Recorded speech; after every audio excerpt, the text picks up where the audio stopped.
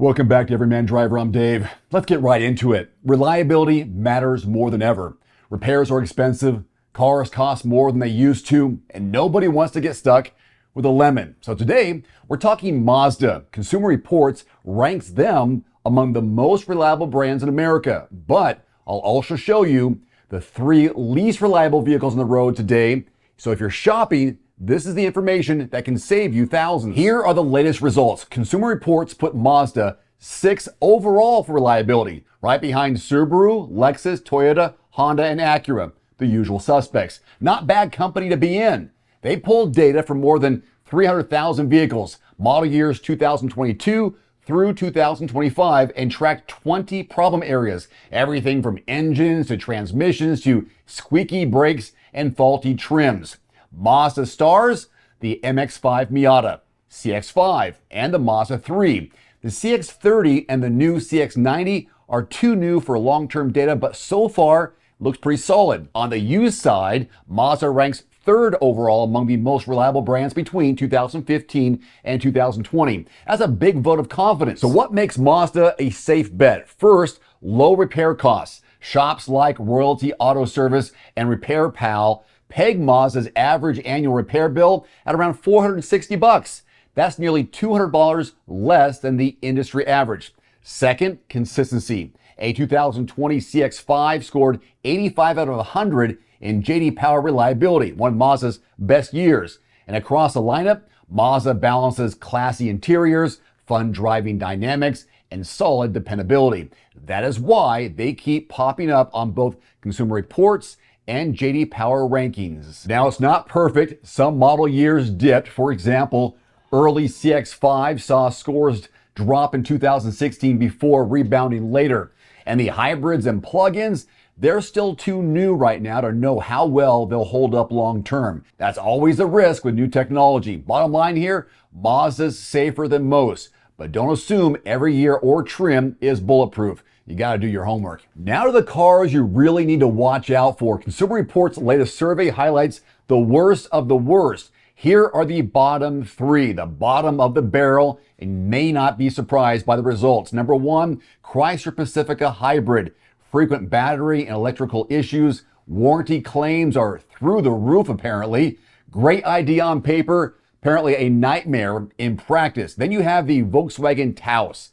Transmission slips, electrical gremlins, infotainment headaches. Owners are not happy with Volkswagen's Taos. Then you have the Ford F-150 Hybrid. It's America's best-selling truck, but the hybrid version has serious reliability issues according to their surveys. Battery cooling, software, and more.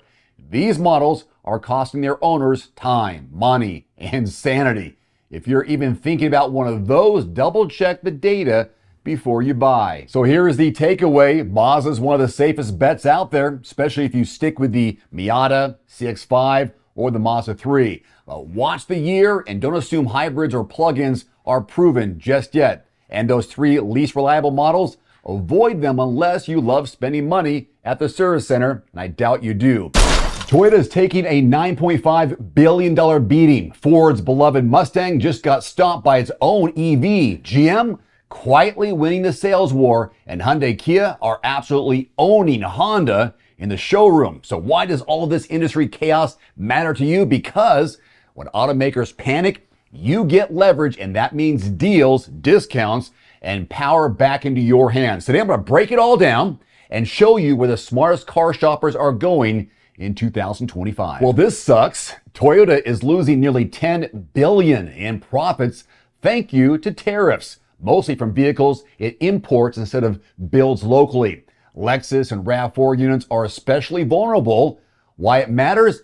These losses often lead to price hikes, incentive cuts, or production shifts, especially on top sellers like the RAV4 Hybrid and Camry. Your move, look for dealer discounts on 2024 RAV4s right now, especially in high inventory states like Texas and Florida before 2025 pricing recalibrates. To escape future tariff hits, Toyota is eyeing Lexus TX production in Indiana and a possible US-built RAV4 in 2027. Why does this matter? Until those models roll off American lines, import models remain exposed to pricing volatility. Your move: search for leftover 2024 Lexus RX and NX inventory.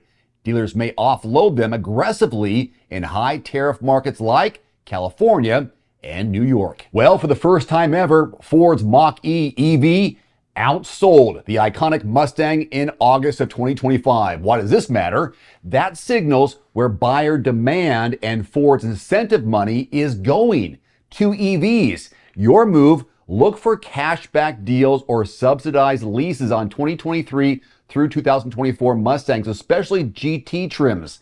Also, Mach-E demo models are being discounted heavily in Colorado and in Oregon. And I found this: Ford issued a 200,000 unit Mach-E recall, mostly over door latch software. Why this matters: even when recalls are minor, they dampen consumer interest, which leads to dealers sweetening the pot. So your move is: use this moment to negotiate down Mach-E Premium and GT trims. Several dealers in Southern California are posting $6,000 off MSRP online right now, so check it out online. While Toyota and Ford are fighting for headlines, GM grew U.S. sales 12% in the first half of this year, with Equinox, Silverado, and Traverse leading the charge. Why does this matter? Because GM is riding some momentum, lots of it, offering aggressive pricing on 2024 models to clear space for their 2025 redesigns. So look at Chevy Equinox EV,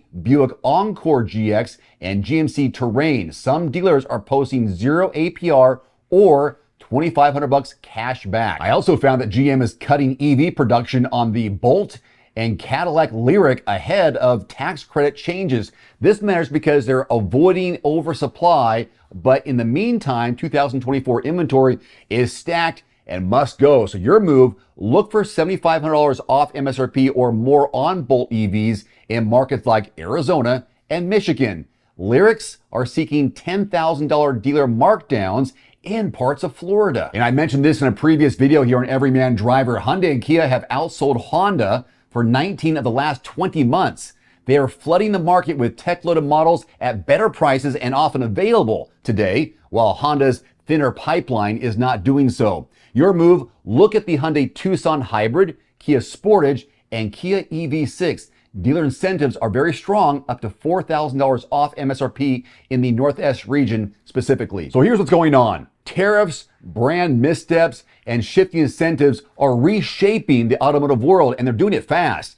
If you're buying a car in 2025, this is your golden window, because some brands are overproduced, some are losing money, and some are just desperate to move metal. So visit quotes.everymandriver.com. There's also a link below the video. It is your tool for seeing dealer invoice pricing, not the retail fluff.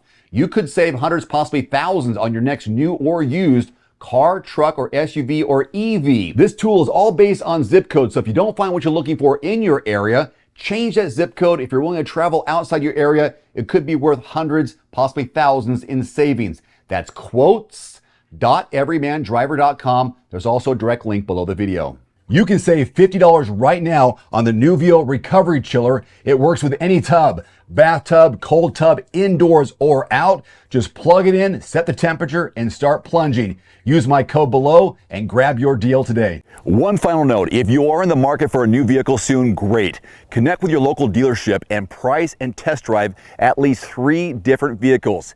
A vehicle's strengths and weaknesses can only be discovered when you are behind the wheel. My reviews can be good, but you need to test drive these yourself. Visit quotes.everymandriver.com, select the make, model, and your zip code, and you'll get invoice pricing in your area on those vehicles. Shop smarter with price quotes at quotes.everymandriver.com.